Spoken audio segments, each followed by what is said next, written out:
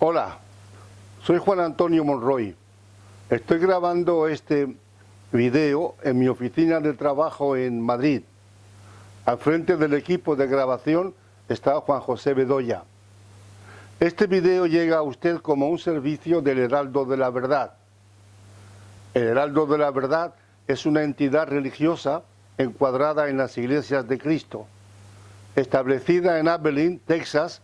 A lo largo de más de 80 años ha estado dando a conocer el mensaje de salvación en Cristo, utilizando la televisión, la radio, la prensa y la distribución de videos.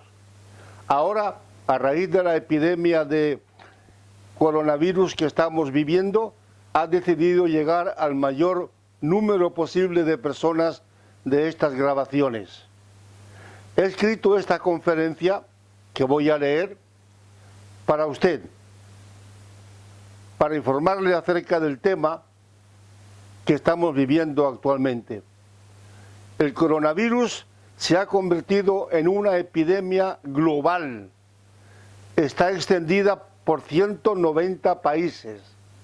Cuando grabo este video, el coronavirus ha causado ya 2,5 millones largos de personas infectadas en el mundo. Los últimos datos de hace unos días dicen que en Estados Unidos hay 750,000 personas contagiadas.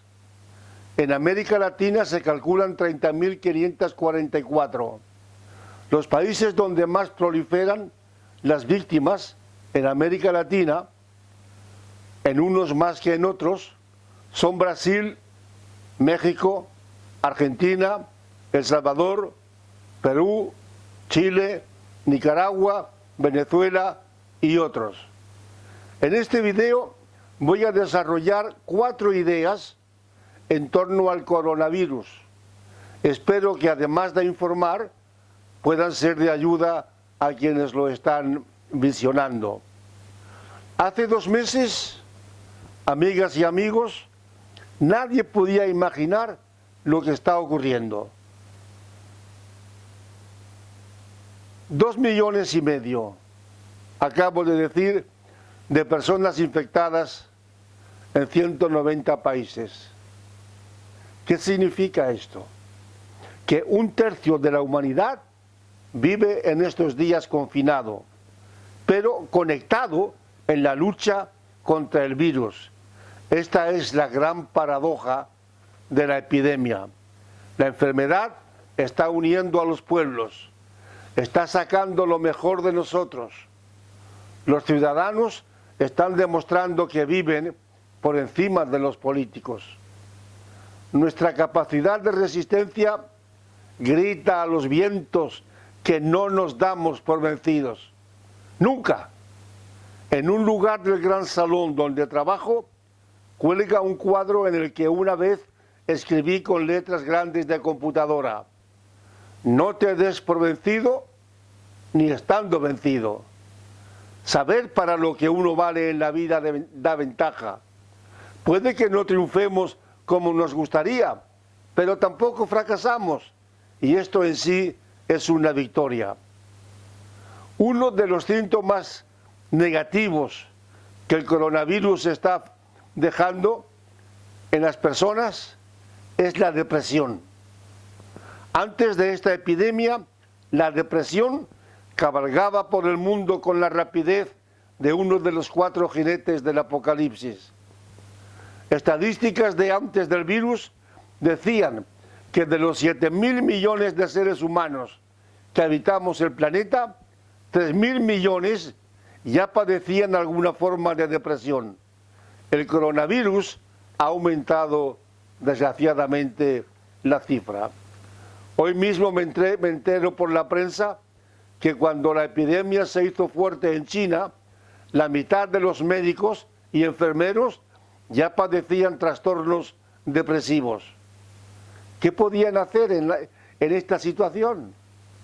En lugar de curarlos, pues transmitirles el virus de la depresión. El mes pasado leí en un periódico de Madrid unas declaraciones del exfutbolista inglés Stan Collymore. En su día, este hombre fue el fichaje más caro en la historia del fútbol británico. Decía el futbolista: este confinamiento por el coronavirus es letal para quienes tenemos tendencia a la depresión. Y añadía: la depresión es un cáncer del alma. He tenido ideas suicidas. Me dirijo a hermanos míos en la fe que están visionando este video en distintas ciudades de nuestra geografía y a aquellos que lo hacen en tierras lejanas. Os doy un consejo, humilde, pero consejo: no permitáis de ninguna manera que la depresión os arrastre, porque la depresión os incapacita, os invalida. La depresión se interpone en vuestro camino, obstaculizando vuestro andar diario. Además, la depresión trastorna vuestros pensamientos de tal manera que, como dice el futbolista británico, os inclinan al suicidio. La depresión puede llegar a ser un trastorno aterrador e incluso paralizante. No olvido que estoy hablando a cristianos, en su mayoría. Tampoco olvido que por encima de mis consejos están los consejos de la Biblia. El Salmo 57 dice: despierta, alma mía. Eso, despierta. Despierta a la realidad del momento que estás viviendo. Escucha la voz de Dios y haz oídos sordos al ruido de la calle.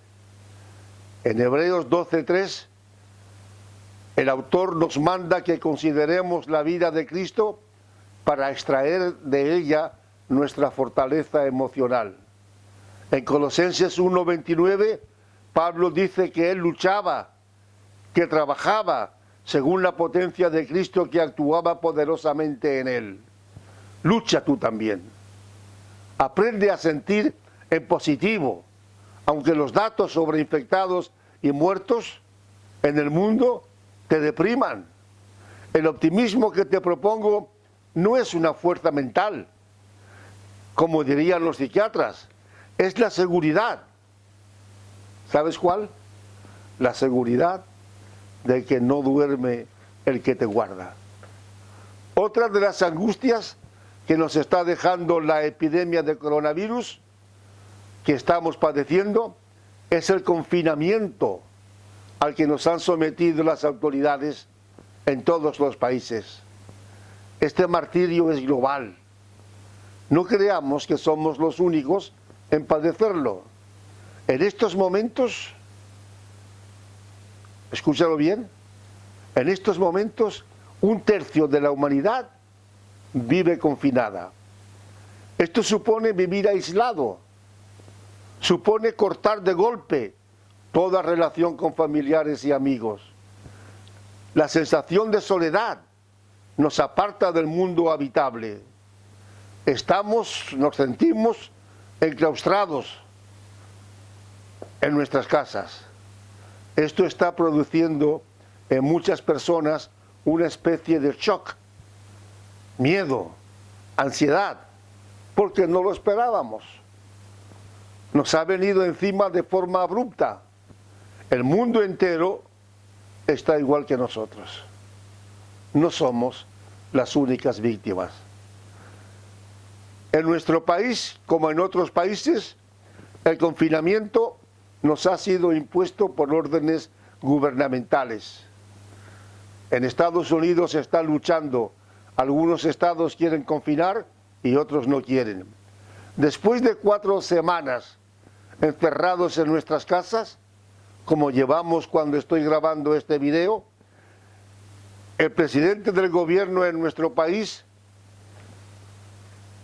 dice que el confinamiento se va a alargar por lo menos hasta mediados de mayo. Y lo que dice el presidente de este gobierno, donde vivo, lo dicen también los presidentes de casi todos los países de Estados Unidos y América Latina. Muchas personas han enviado sus quejas a los periódicos. Algunos han dicho que se consideran como tigres enjaulados. Yo creo que no es para tanto.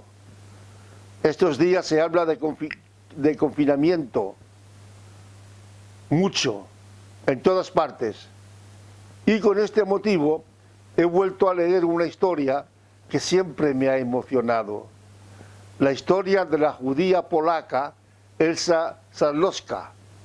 Esta mujer, que ahora vive en Argentina, cuenta que cuando Hitler ordenó el holocausto judío, ella permaneció escondida, confinada 3 años en un agujero para que no la encontraran los alemanes. El agujero estaba disimulado en un establo. Recientemente ha dicho a la prensa, comía patatas, agua y un poquito de pan cuando había. Resistí aquellos 3 años sin ducharme ni una sola vez. ¿Te lo imaginas? Una mujer joven sin ducharse en 3 años. Esto es confinamiento, no lo que tú y yo estamos padeciendo. Ahora, a sus 96 años, desde Argentina, manda este mensaje al mundo. No se quejen por el encierro, quédense en casa. Eso, no nos quejemos del confinamiento. Estamos acostumbrados a estar en la calle, en movimiento, yendo para arriba y para abajo, pero en las circunstancias que estamos viviendo es tiempo de frenar, es tiempo de reflexionar. La vida es eso que ocurre mientras nos ocupamos de otra cosa, según la famosa frase de John Lennon. Es cierto, hemos de renunciar a muchas cosas, indiscutiblemente. Una de ellas, a nuestros paseos por una ciudad que ahora está vacía. Huyendo de la malvada Jezabel, que había jurado matarlo, el profeta Elías se confina en una cueva del monte Horeb. 2 veces escucha la voz de Dios que le pregunta, ¿qué haces aquí, Elías? ¿Qué pregunta? ¿No lo sabía él? Si era Dios. Pero la pregunta tiene un sentido profundo. ¿Qué hace un hombre como tú, de tantos valores espirituales, confinado en esta cueva?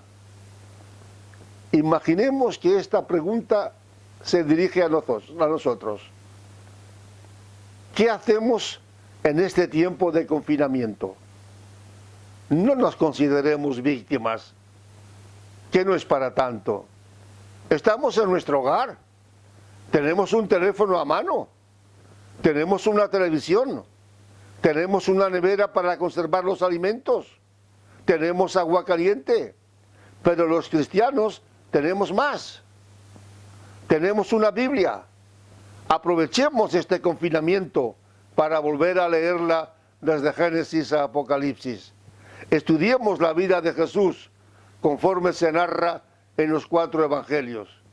Quienes tengan hijos, que utilicen este confinamiento para reunirse y contarles historias de la Biblia.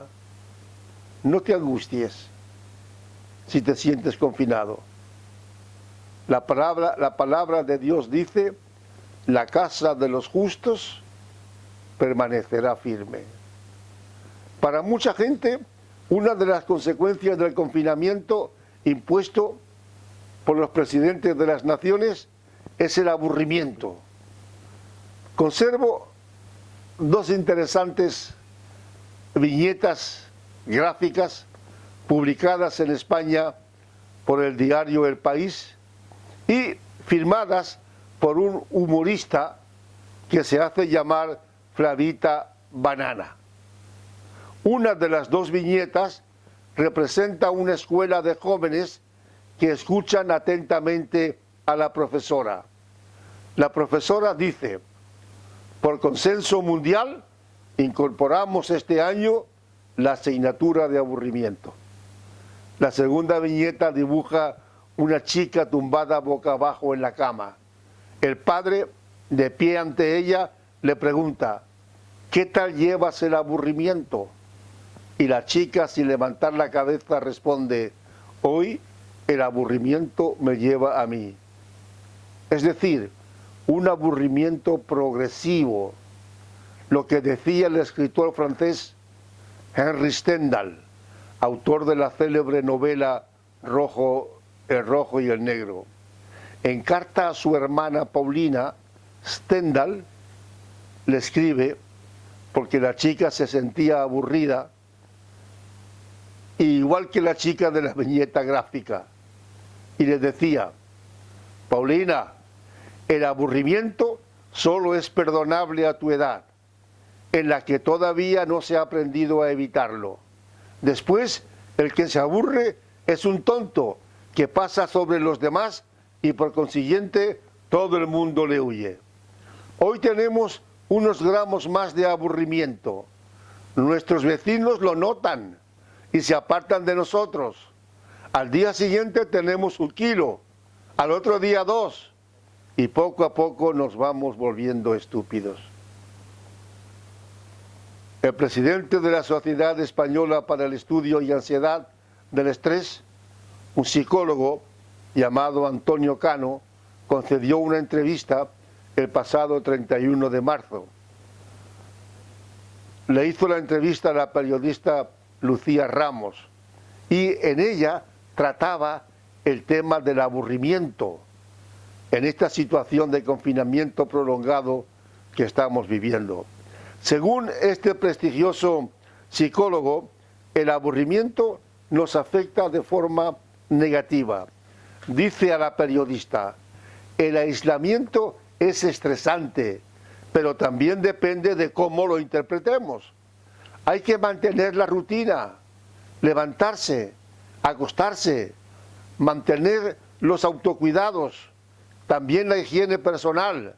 De lo contrario, existe el peligro de caer en el aburrimiento y en la depresión.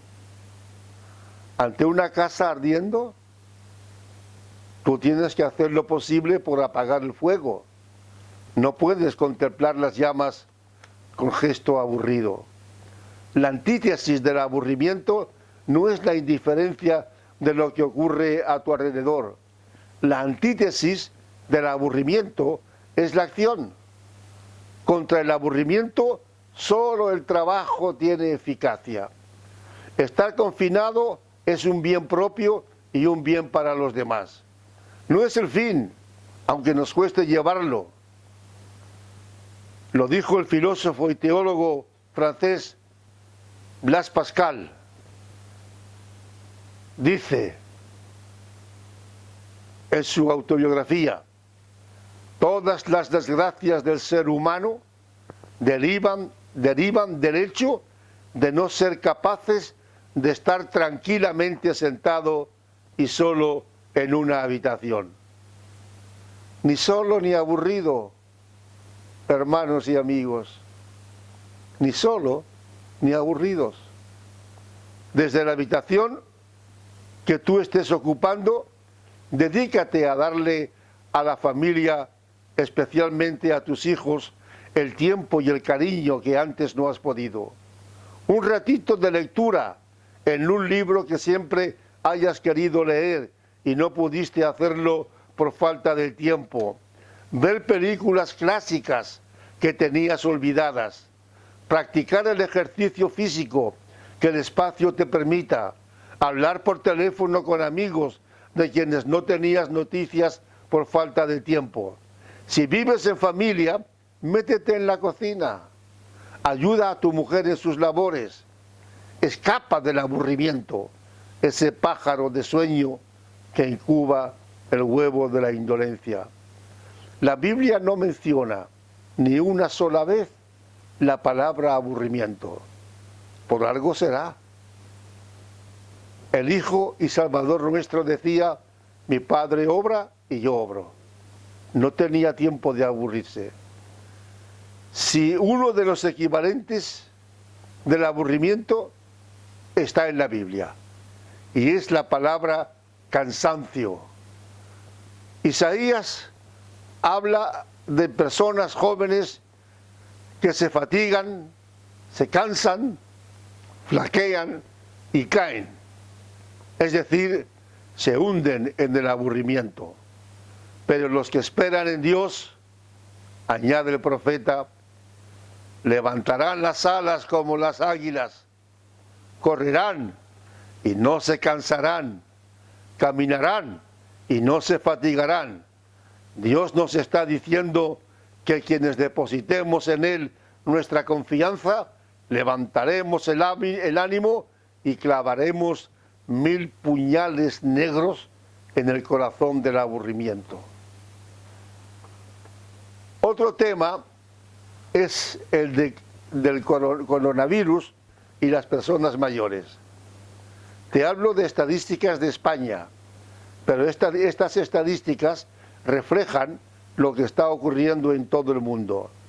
En España, de los 20.453 muertos por el coronavirus, 13.954 eran personas mayores, personas llamadas de la tercera edad.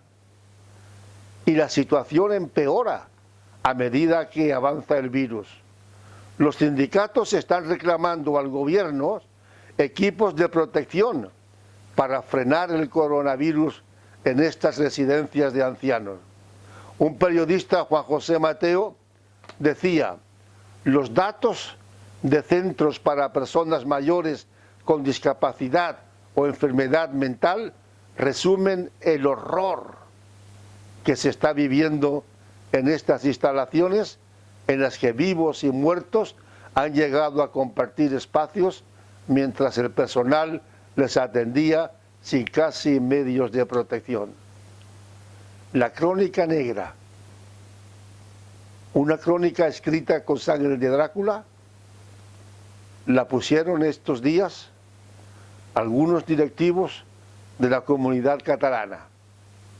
Para Estados Unidos, comunidad significa Estado, pues para el Estado de Cataluña. Decían estos directivos: el sistema de emergencias en Cataluña avala no intubar a mayores de 80 años. Y en otro diario de tirada nacional, 3 periodistas se pusieron de acuerdo con la redacción de otro artículo en el que escribieron: la Consejería de Salud sugiere no hacer referencia a que no hay camas para todos como motivos para denegar las curas intensivas y explicar que la muerte en casa en estos momentos es la mejor opción. ¿Sabes qué decían? En este estado, decían: los mayores de 80 años no los ingresemos en los hospitales, que no utilicen una cama, que mueran en sus casas. A las ordenanzas de esta comunidad catalana, naturalmente respondió el Ministerio de Sanidad de la Nación, con un informe en el que protestaba por la recomendación de no ingresar a los octogenarios. El informe decía literalmente, el informe del Ministerio de Sanidad español: excluir a pacientes del acceso a determinados recursos asistenciales o a determinados tratamientos, por ejemplo, aplicar dicha limitación a toda persona de edad superior a los 80 años, resulta contrario, por discriminatorio, a los fundamentos de nuestro Estado de Derecho, según el artículo 14 de la Constitución. El comportamiento del gobierno alemán fue un comportamiento ejemplar.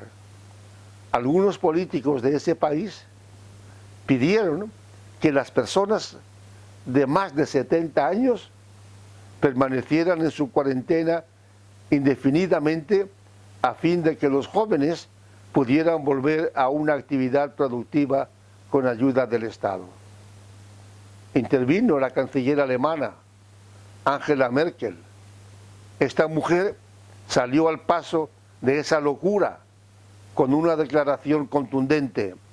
Dijo: no voy a entrar ni siquiera en el debate que se ha generado en torno a ese punto. Encerrar a nuestros mayores como estrategia de salida a la normalidad es inaceptable desde el punto de vista ético y moral. No solo es inaceptable a la ley vigente las recomendaciones de la Generalidad catalana y de algunos políticos alemanes. Nuestro Dios, el Dios en el que creemos, el Dios al que adoramos, el Dios en el que confiamos, no hace acepción de personas, tal como declaró el apóstol Pedro en el libro de los Hechos. Según la Biblia, que además de nuestra guía espiritual es también nuestra norma de conducta, según la Biblia dice: la hermosura de los ancianos es su vejez. La gloria de la juventud es la energía, la fortaleza física, pero la vida larga de los ancianos supone el premio, la recompensa que Dios nos concede por medio de una vida larga. Gracias por tu atención y hasta la próxima.